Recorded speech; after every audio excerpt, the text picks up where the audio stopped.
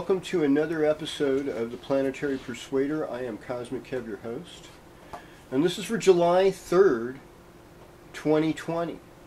So, July 3rd, 2020, Planetary Persuader. So, let's do what I do, and that's the first thing I do is I look at the moon,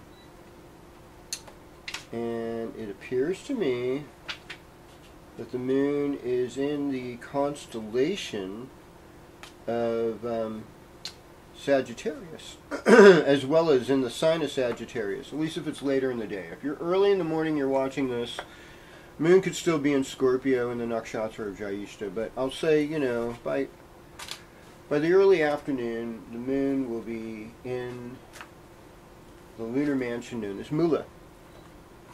So what does Mula mean? You know, Mula means root. We want to get to the root of things.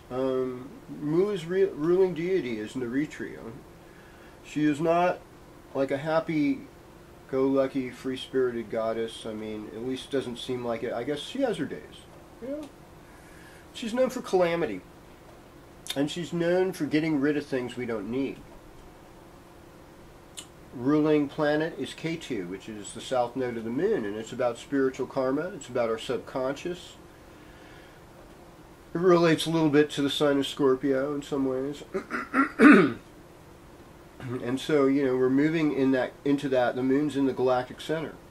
Now, what else is important about this moon is that we are headed towards a lunar eclipse. Okay, so this is our second lunar eclipse in the month.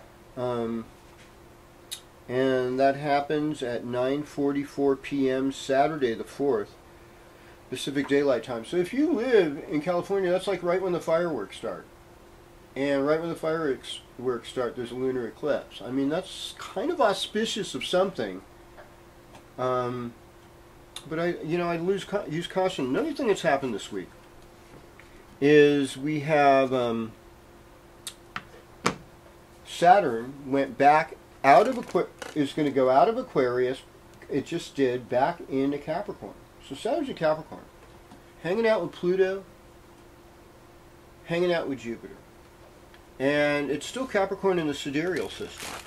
So this is real Capricorn, folks. This is not just seasonal planet. This is where the rubber hits the road. And what does Capricorn teach us? You know, I mean, I understand it's key phrases I use, but it's the most motivated place for Earth. It's the most motivated place for change of material things, money, houses, property, vehicles, workplace, changes in work code, changes in work. And you know, a lot of times when planets are retrograde, they act like the sign before it.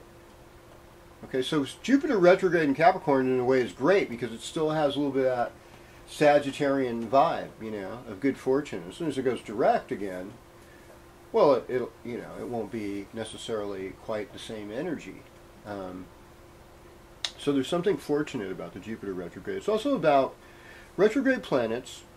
So we still have Mercury retrograde. We still have we don't have Venus retrograde, and that's a relief.